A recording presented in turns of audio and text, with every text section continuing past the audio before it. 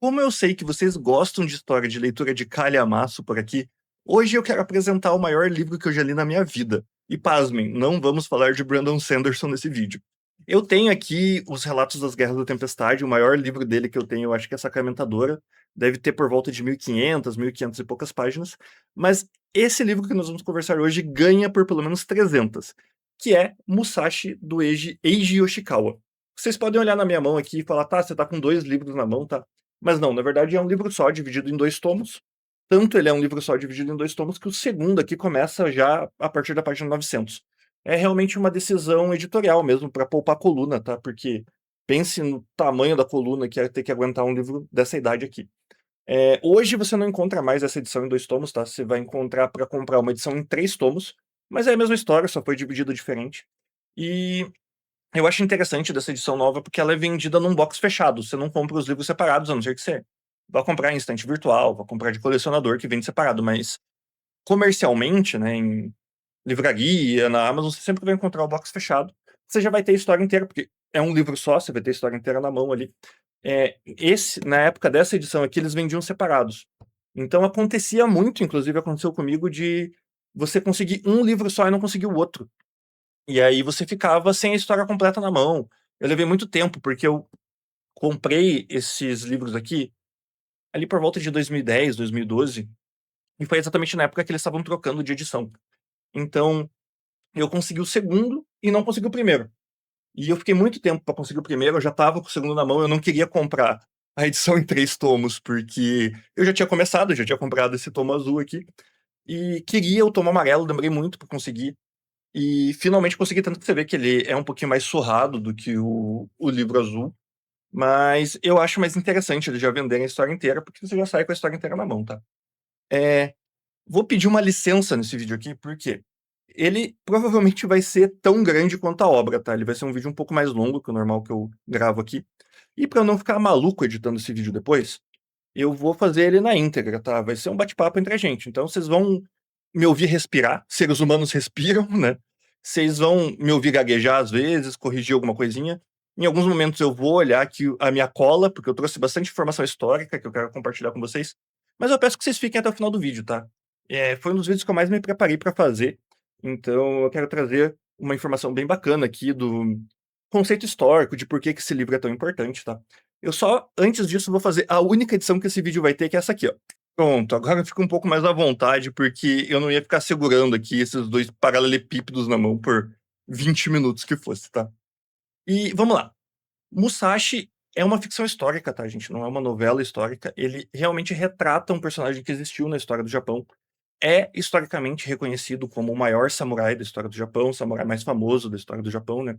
Tanto que é o subtítulo da obra aqui, né? A história do mais famoso samurai de todos os tempos. E eu queria trazer um contexto histórico da publicação desse livro, não da publicação do livro, mas assim, queria trazer um contexto histórico sobre essa história, para vocês entenderem a importância de Musashi, por que que ele é conhecido, por que que ele é tão importante para a história japonesa, né? A história aqui, ela começa um dia depois do final da Batalha de Sekigahara, que é uma das batalhas mais importantes, se não a mais importante da história do Japão. Ela é a batalha que finaliza ali um período de guerra civil na história do Japão, conhecido como período Sengoku, e ela inicia o período Edo, né, que seria o período do terceiro shogunato, o shogunato Tokugawa. E o que que é importante? Esse Tokugawa, esse shogunato Tokugawa é o grande responsável pela imagem que nós aqui do Ocidente temos do samurai, como aquele guerreiro japonês honrado, letrado, poeta, é, filósofo, né? Ele vem muito desse período do shogunato Tokugawa. Você vai ver pela internet afora muita gente defendendo que os samurais não eram esses guerreiros honrados, né? O samurai ele lutava sujo, o samurai ele era o cobrador de impostos do imperador, ele, né, era basicamente um guerreiro tribal ali, né? A gente foi enganado por essa visão, foram os animes que trouxeram essa visão do guerreiro honrado. Essas pessoas não estão erradas, eu preciso deixar isso muito claro, porque senão daqui a pouco esse vídeo aqui vira um react do Thiago Braga, né?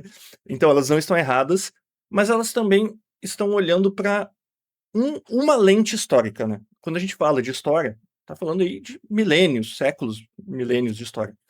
E a história do samurai no Japão, ela tem seu início ali no século VIII e ela vai até o século XIX, mais ou menos.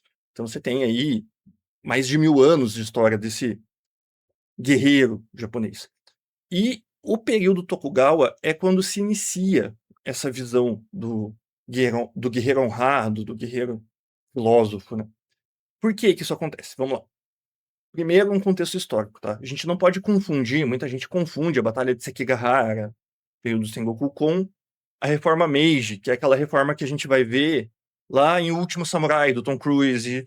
A gente vai ver no anime Rurouni Kenshin, né, o Samurai X, que é aquele momento em que os samurais morreram, né, o imperador acabou com os samurais. Não, isso vai acontecer no século XIX, tá? Então, 300 anos depois dessa história aqui.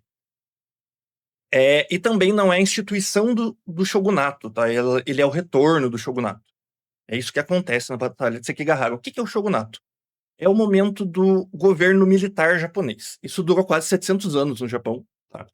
Começa lá no século XII, quando nós temos ali o... vou ter que olhar, gente. Eu falei que eu ia ter que olhar minha cola aqui, tá? Nós temos ali Minamoto no Yoritomo, que ele realmente ele recebe pela primeira vez esse cargo de shogun, que é o, o general pacificador japonês, né? O imperador dá a ele esse título porque dois grandes clãs estavam em guerra ali. Tinha um clã, que era o clã Taira, que precisava ser eliminado. Para lutar nessa guerra, ele recebe esse título, só que o que acontece? O que é um samurai, tá? Samurai vem do termo sabural, que significa aquele que serve, né? Ah, não, peraí, samurai não é um servidor, não é esse guerreiro leal. Não, calma, gente, calma. Tá. Sabural significa aquele que serve, era um título usado para os servos do imperador, os servos da corte real, na verdade, os guarda-costas, tá? Os guarda-costas da corte real. O que a gente conhece como samurai, ele era o bushi nessa época, que é o guerreiro de espada, tá? E sabural era aquele que servia, era o guarda-costas, né? Quando ocorre essa instituição, né, do poder do shogun na mão de Minamoto no Yoritomo, ele percebe o quê? Os clãs, isso não é diferente da história da Europa, tá, gente? É, esse papel de servidor, né, o sabural, ele passa a ser um papel hierárquico, ele passa a ser um papel de família, famílias tornam-se clãs, e quando esse general máximo é instituído, ele olha e fala: cara, quem manda nisso aqui é a gente, né? E o imperador é colocado de lado, e aí a gente começa a ter o samurai que a gente conhece, né?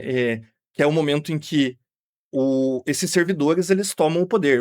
É a era dos samurais. Ela começa século XII. Aqui estamos falando de século XV, né? 1600. O que acontece é, isso vira um poder militar muito forte, só que todo poder militar chega uma hora, assim como aconteceu em Roma, aconteceu em vários outros lugares, chega uma hora que ele rui por dentro. O shogunato cai. Ali em, acredito que 1400, mais ou menos, 1500, mais ou menos ali. Sei que é quase um século de período Sengoku, né? O shogunato cai e a gente tem o período Sengoku. O que é o período Sengoku? É quando os daimyos, que seriam senhores feudais menores, tá? Eles, cada um vai cuidar do seu clã. E começa uma guerra generalizada no Japão. Você tem ali famílias, você tem gerações de famílias que nascem e crescem e morrem na guerra. Tudo que eles sabem é guerra. Eles estão lutando um contra o outro o tempo todo. Você tem... Aí entra muito mais forte essa questão que a galera traz, né? Que eles não eram honrados, eles traíam, eles lutavam sujo. E sim, tá? Você tem muita história aí no período Sengoku de general que troca de lado, de soldado que troca de lado durante a guerra. Isso, cara, vira um dos maiores massacres da história do Japão ali. Quando chega, vai culminar ali, né, na história de Oda Nobunaga, que é um desses daimyos, que ele chega, ele tem uma dominação militar muito forte, ele começa a dominar outros daimyos, e é ali que se resgata, né, o título de shogun, que existia lá desde o século XII, só que O Oda Nobunaga, ele tem uma história muito parecida com Júlio César, né? Júlio César, em Roma, mesma coisa. Foi ele quem trouxe à tona o fim da República, mas ele nunca foi sagrado imperador, ele morreu antes disso. Mesma coisa com Oda Nobunaga. Ele começa a conquistar outros senhores, ele traz à tona a possibilidade de um novo shogun, mas ele morre antes disso.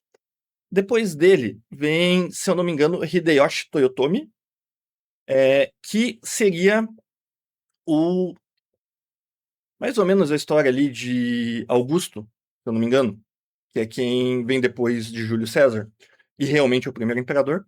Só que tem um problema. Toyotomi tinha uma origem humilde, tinha uma origem plebeia, né? E os nobres japoneses, eles não, apesar de toda a liderança de Toyotomi e tudo mais, os nobres não aceitavam ele. Então isso começa uma divisão novamente. A gente volta para um estado de guerra ali, dessa vez não mais entre vários senhores, mas entre dois grandes exércitos, né? E representando o. é, Desculpa, gente, eu vou ter que olhar de novo aqui porque eu já esqueci o nome. É... Tá, o Tokugawa. E representando esse lado dos nobres, defendendo os nobres, nós temos ali o clã Tokugawa na figura de Tokugawa Ieyasu, que é o primeiro Shogun Tokugawa. Essa batalha entre esses dois grandes exércitos, ela culmina ali, ela finaliza na Batalha de Sekigahara, que é onde começa esse livro. E é quando esse período de grandes guerras, esse período de, como eu falei, famílias que por gerações só viveram a guerra, só viveram a traição, só viveram o combate, elas são unificadas e você não tem mais guerra. O Japão é uma ilha, você não tem fronteira. Inclusive, essa é uma das primeiras ações que o Shogunato Tokugawa toma, ele fecha as fronteiras, né? A gente aprende ali na aula de história, no segundo grau, que o exército americano bombardeou os portos japoneses para que eles abrissem as fronteiras. Quem tinha fechado é o Shogunato Tokugawa. Exatamente porque fica muito forte a necessidade de gerar ali uma identidade nacional para esse grupo. Porque o que gerou toda essa guerra, o que gerou todo esse período combatente, né? Inclusive, período Sengoku é período dos estados combatentes, essa seria a tradução, é exatamente essa identidade com um clã muito forte, não uma identidade nacional. Então, Shogunato Tokugawa, ele fecha os portos, ele começa a trabalhar numa identidade nacional, e ele tem um problema grande na mão, que ele precisa acalmar essa galera que só viveu de guerra o tempo todo. E nesse período, uma das ações que eles tomam é exatamente essa de trazer como a figura. E de novo, gente, pra essa galera que fica batendo, é tudo coisa de otaku fedido, que samurai era honrado. Gente, mesma coisa vai acontecer com o cavaleiro europeu, mesma coisa acontece com o cowboy americano, né? Você precisa de uma identidade, você precisa de uma figura identitária. E ali, o clã Tokugawa, ele vem muito forte com essa coisa de que, para você ser um samurai, que ali vira, né, o guerreiro do Estado, né, não somente um combatente, você precisa ser letrado, poeta, filósofo e combatente. Você precisa ter uma. Eu não vou lembrar a tradução exata em japonês, mas o que eles implementam é conhecido como período da pena e da espada. Você precisa você precisa dedicar-se tanto às artes plásticas, por assim dizer, pintura, poesia, né? Quanto à arte da guerra. Você não pode mais ser só um artista de guerra. Por quê? O Shogunato Tokugawa precisava preparar esses guerreiros para um período de paz, onde eles conseguissem ter utilidade dentro de um período de paz. E também que eles não ficassem procurando brigar um com o outro o tempo todo. Era realmente para você conter revoltas, né?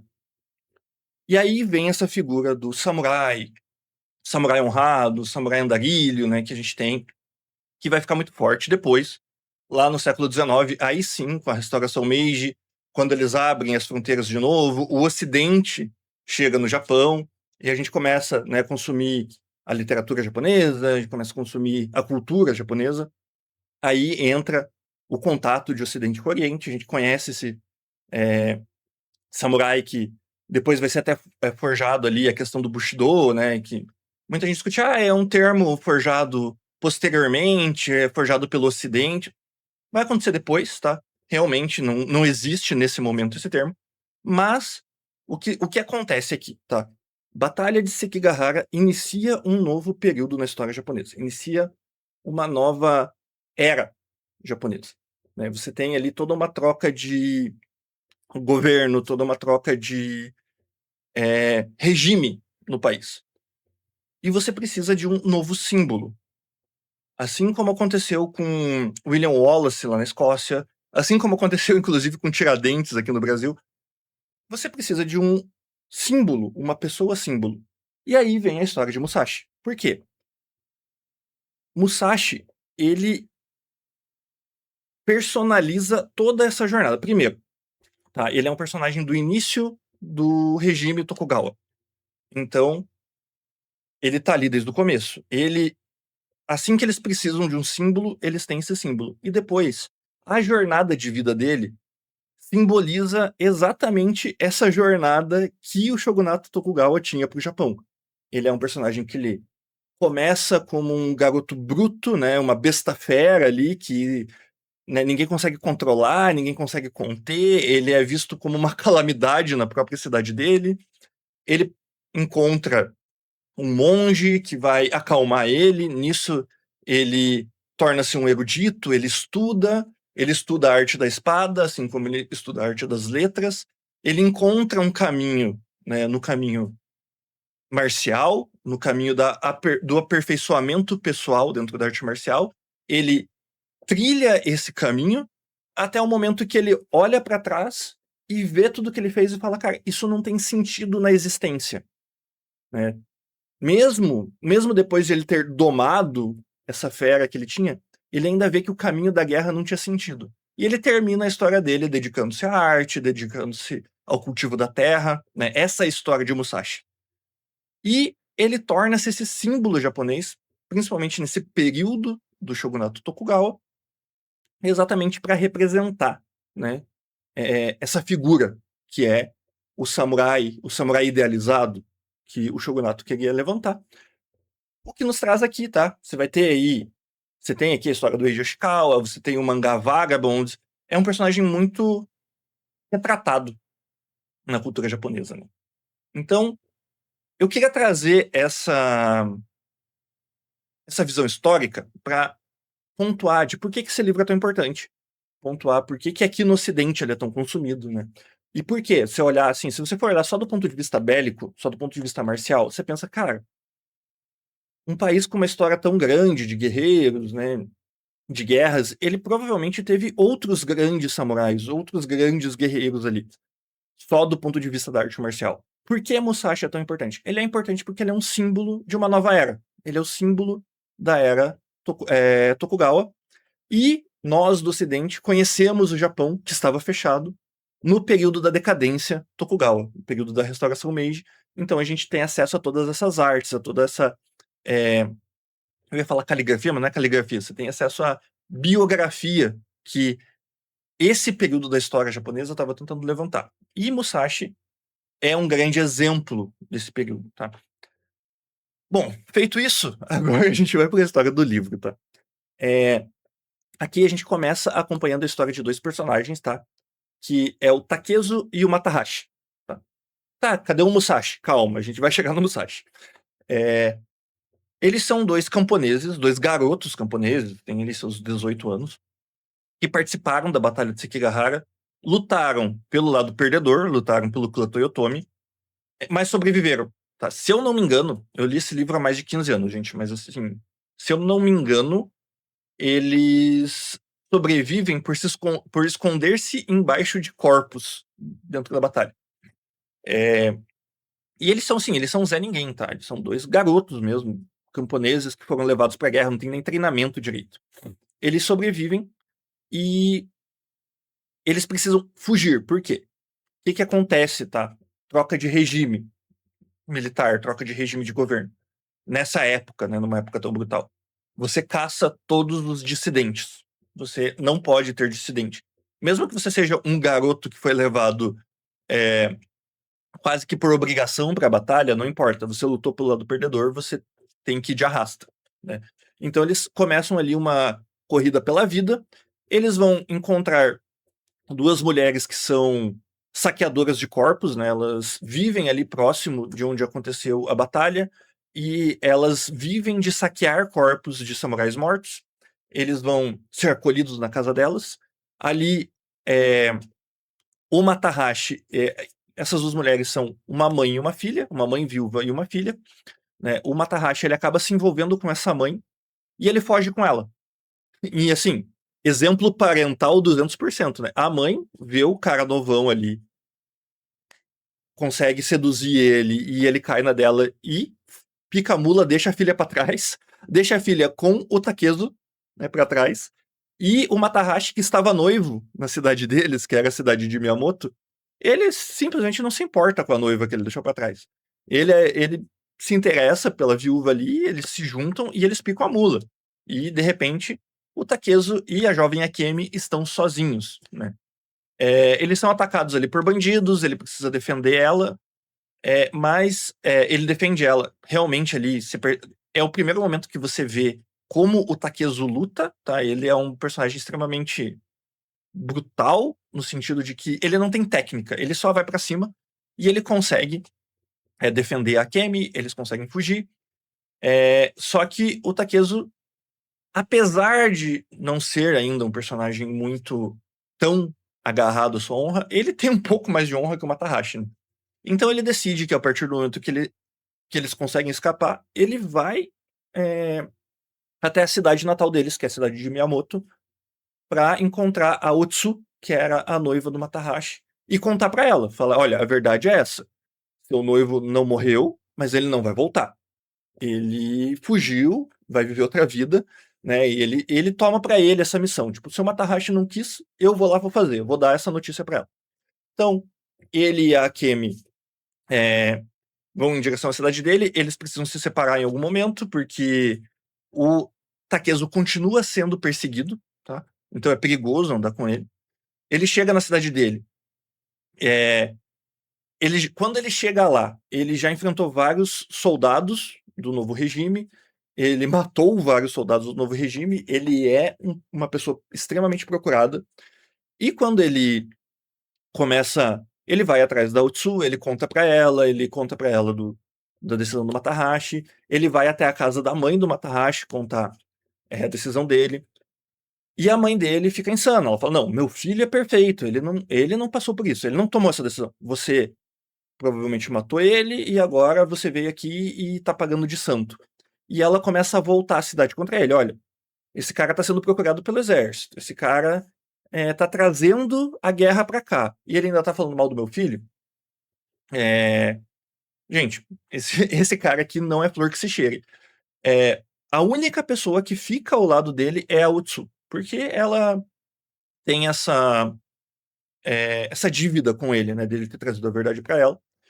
Ele começa a ser caçado, ele vai se esconder numa floresta, a cidade inteira tá caçando ele.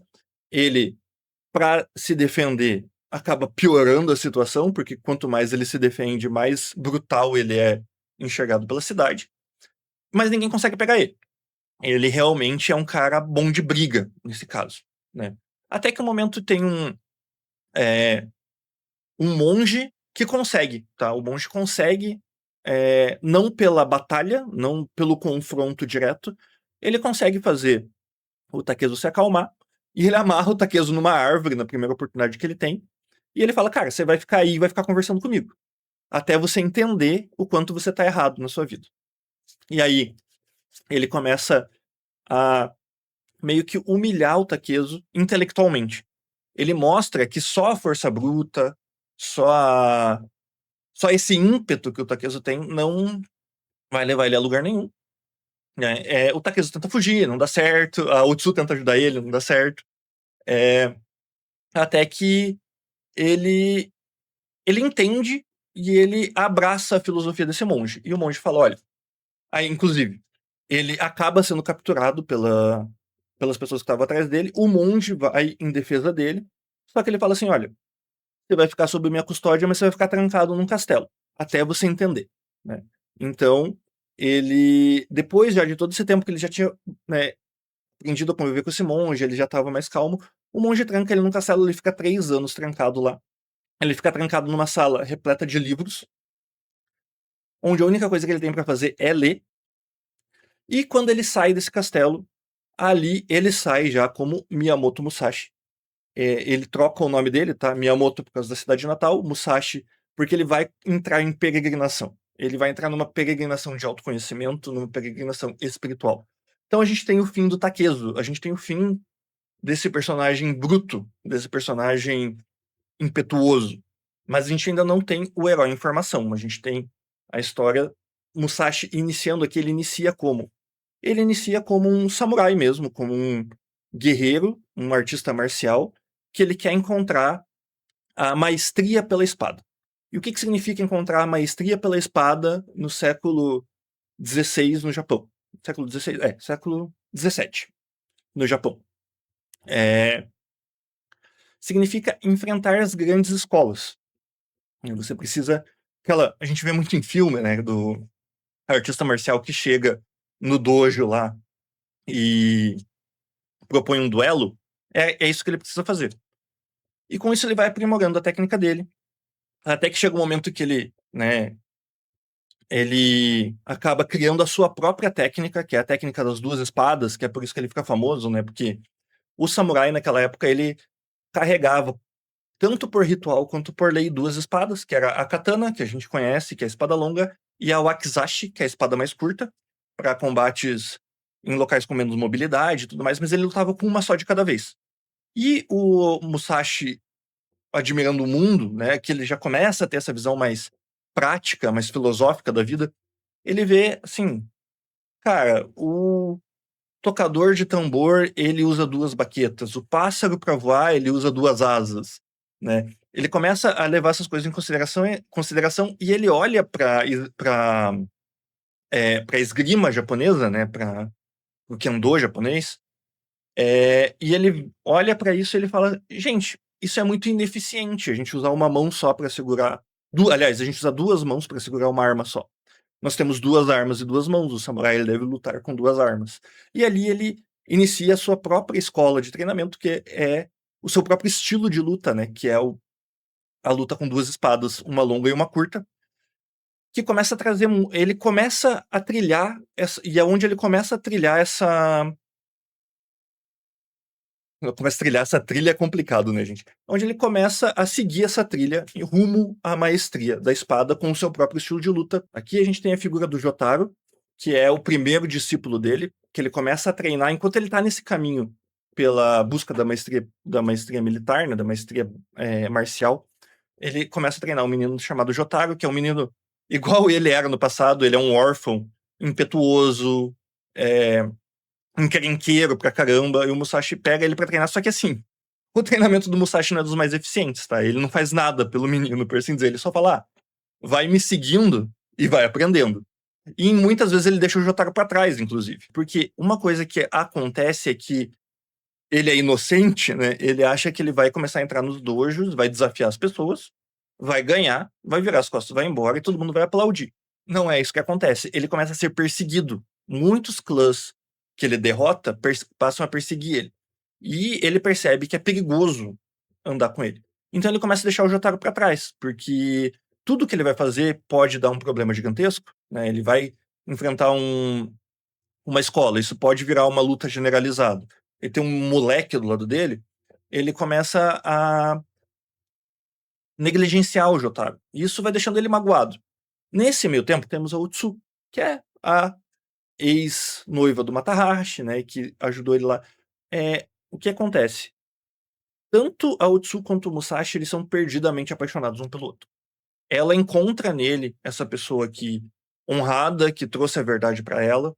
Ela percebe que o que ela sentia pelo Matahashi era simplesmente no papel ali, porque, né, na época ela foi prometida para ele, era com ele que ela tinha que casar, mas pelo Musashi ela tem sentimentos genuínos. O Musashi retribui esses sentimentos por ela, porém, ele acredita que o caminho da espada é um caminho solitário. Então ele foge do Utsu. ela passa o livro todo tentando encontrar ele, e ele, quando vê que ela tá se aproximando, ele vai pra outra cidade, porque ele quer ficar com ela, mas ele tem essa crença que a maestria da espada, ela vem da solidão, né. E aí, por que eu quis retomar esse assunto agora? No momento em que o Jotaro fica muito indignado, ele se sente realmente muito negligenciado, o caminho dele acaba cruzando com o da Utsu. E eles se unem. Eles se unem pelo amor dos dois ao Musashi, né? A Utsu consegue convencer o Jotaro de que não era por ele que ele estava sendo negligenciado, né? Ele era realmente o caminho do Musashi que faz com que ele negligencie pessoas. E eles começam a desenvolver uma relação de irmão mais novo e irmã mais velha aqui, que é uma das coisas mais sensacionais do livro. Você começa a ver os dois andando juntos e tudo mais. E ela toma para si essa questão de educar o Jotaro, de trazer uma figura materna quase para ele. E ele, que já tá ali, já é um pré-adolescente, ele olha para ela e ele fala assim: cara, essa mulher viajando sozinha pelo Japão é perigoso, eu vou proteger ela. E ele se torna o guarda-costas delas. Então a gente começa a ter uma história onde o Musashi está viajando, a gente está acompanhando a jornada dele, e na sequência a gente sempre acompanha a história da Utsu e do Jotaro, né, que estão seguindo ele no caminho dele. De novo, a jornada dele, uma jornada de autodisciplina, uma jornada de combate, uma jornada marcial, enfrentando outras escolas, né? Começa a ficar muito violenta a história do Musashi, porque ele realmente começa a ser muito perseguido, ele começa a ser perseguido pelas autoridades, porque tem um momento aqui que é muito crítico na história, que o combate dele sai muito do controle, ele acaba realmente tendo que levar de arrasta muita gente ali, então ele começa a ser perseguido, ele começa a ter problemas, e ele começa a se isolar.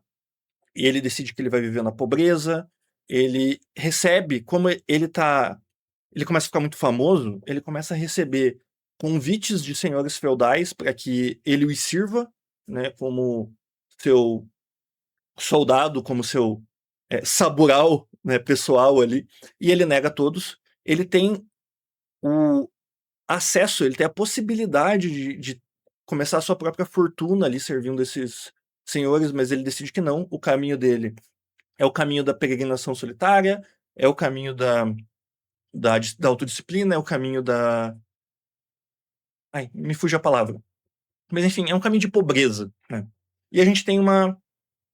é, a gente tem aqui uma visão, não, a gente tem aqui um confronto muito interessante de personas. Por quê?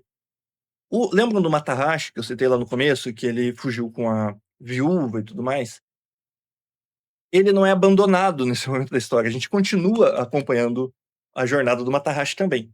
E ao mesmo tempo que a gente está acompanhando o Musashi abrindo mão de tudo, decidindo viver na pobreza, decidindo se auto-sacrificar em torno do desenvolvimento pessoal, a gente tem a história do Matahashi vivendo de oportunidades. Ele é um personagem extremamente oportunista.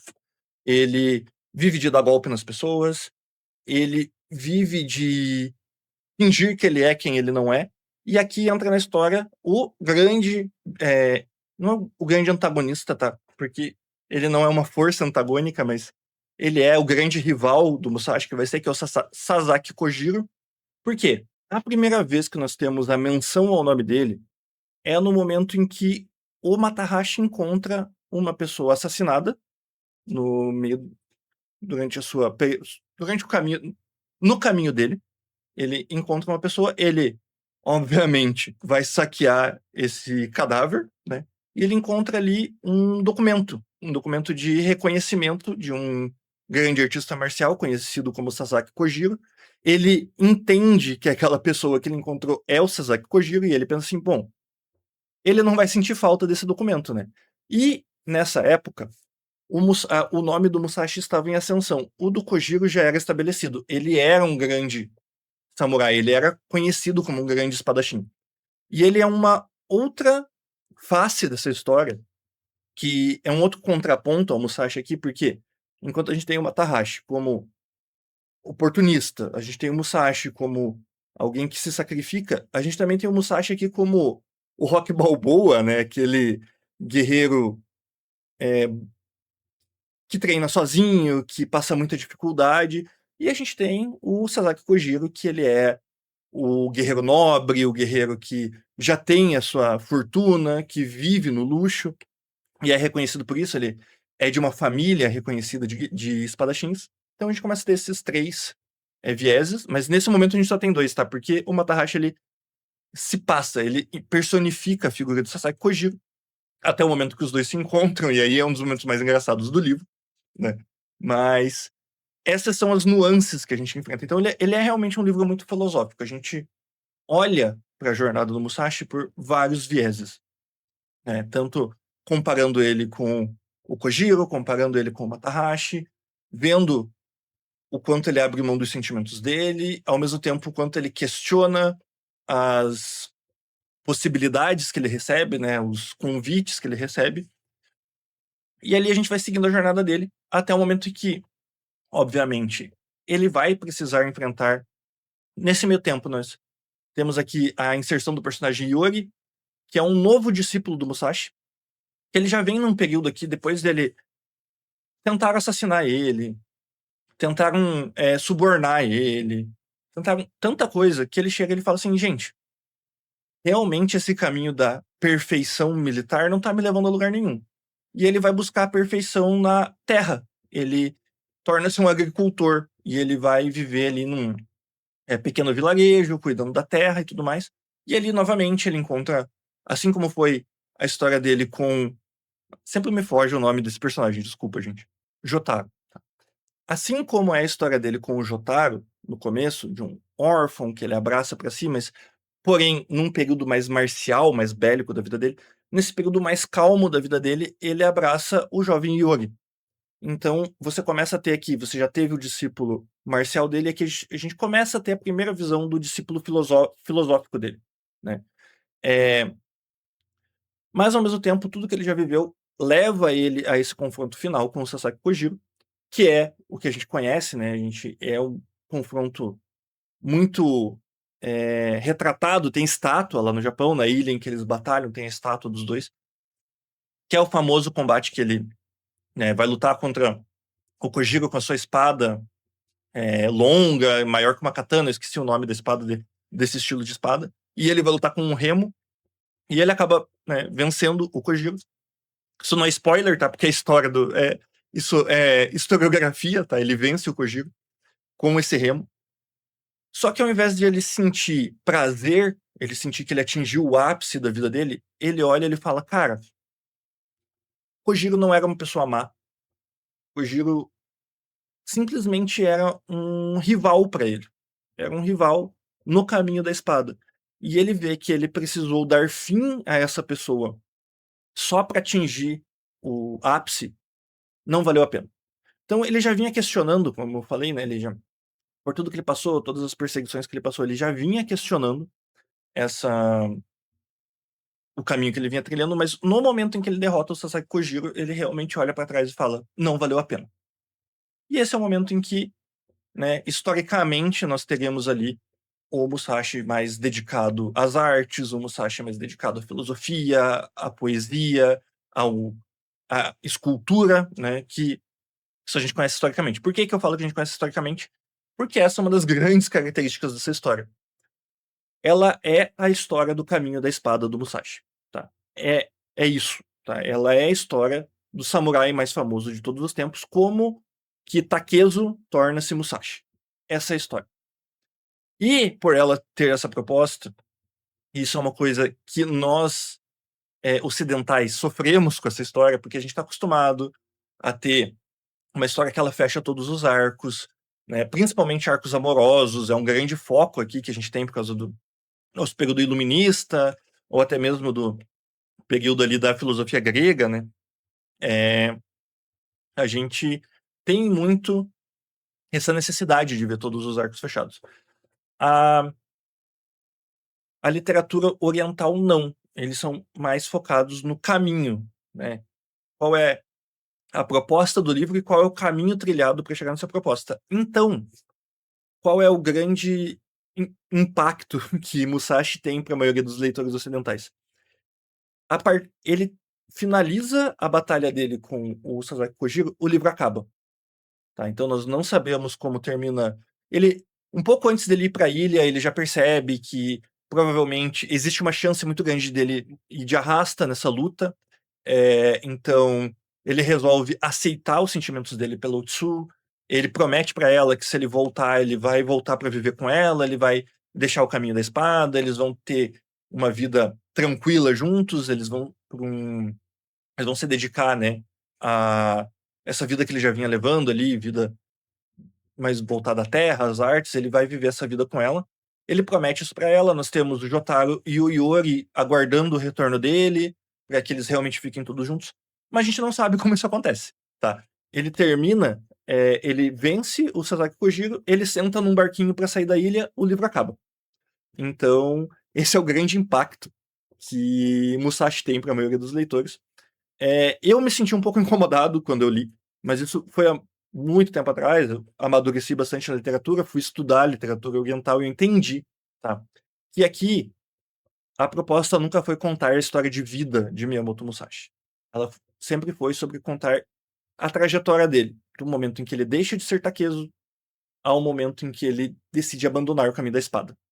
Ele viveu a vida samurai do Miyamoto Musashi, ou a vida samurai do Takezo, por assim dizer, ela foi toda contada.